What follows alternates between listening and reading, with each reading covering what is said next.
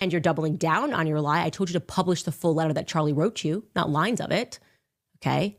It's a lie by omission. Doing Fox News and Greta Van Sustern's show, he lied about the contents of a letter that Charlie Kirk had written him. But this is from the desk of Charlie Kirk. Dear Mr. Prime Minister, one of my greatest joys as a Christian is advocating for Israel and forming alliances with Jews in the fight to protect Judeo-Christian civilization. Guys, the letter's here. The letter's here. It's here to stay. Alrighty, folks. Well, the letter that Charlie Kirk wrote to Prime Minister Benjamin Netanyahu has been released. And this is the same letter that Candace Owens claimed Prime Minister Benjamin Netanyahu lied about. We're going to take a look at the letter as well as some of those tweets because we have receipts, as I like to say on this channel. I am the other Barak coming to you live and direct here from the Holy Land in Israel. Before we get into the video, folks, 80% of you are not subscribed to this channel. We put out 3 to 4 videos every single day here. Please help this channel grow. We just hit 200,000 subscribers, which is an incredible milestone. Please press that subscribe button below. Press that bell icon so that you don't miss out on any of the action. We also have a free newsletter right to your inbox every single week. The link is in the description. Let's get into our screen share here. We're not going to read the whole thing, but this is from the desk of Charlie Kirk. Dear Mr. Prime Minister, one of my greatest joys as a Christian is advocating for Israel and forming alliances with Jews in the fight to protect Judeo-Christian civilization. Most recently, I am proud to have taken over Ambassador Huckabee's show on TBN, where we continually support Israel and the Jewish people.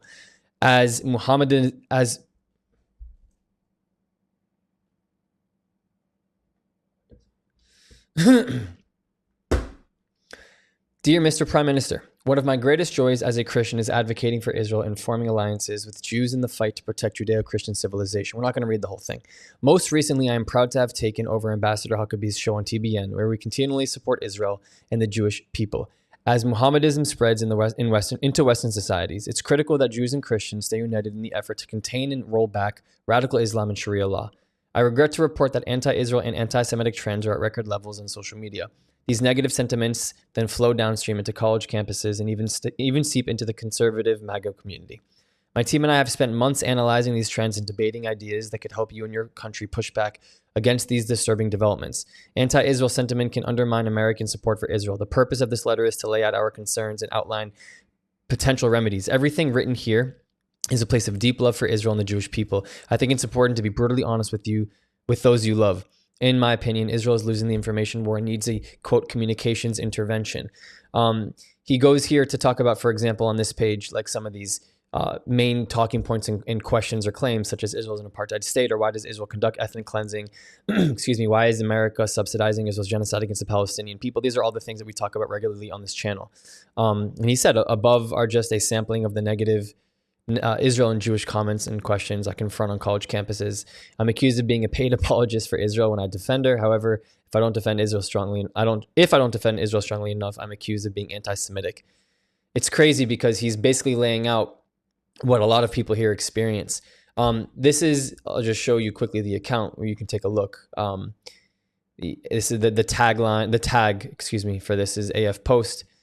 And he does plead Netanyahu to stop subcontracting Hasbara efforts to American surrogates. And this is what I talk about all the time on this channel, which is this is the biggest issue, one of the biggest issues with Israel and their failure at PR, their failure at media, their failure at Hasbara.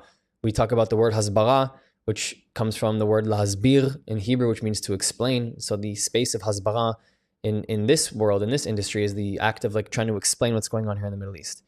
And here's an article from the New York Post. It's titled, Charlie Kirk wrote of his, quote, deep love for Israel in his letter to Netanyahu about how to counter rising opposition to the Jewish state in the U.S. And again, here's the letter, but you can go into this and take a look at how the purpose, like it says here, of this letter is to help Netanyahu, is to help Israel, is to defend Israel, is to talk about his extensive work and going really deep lengths to try and help the Jewish community.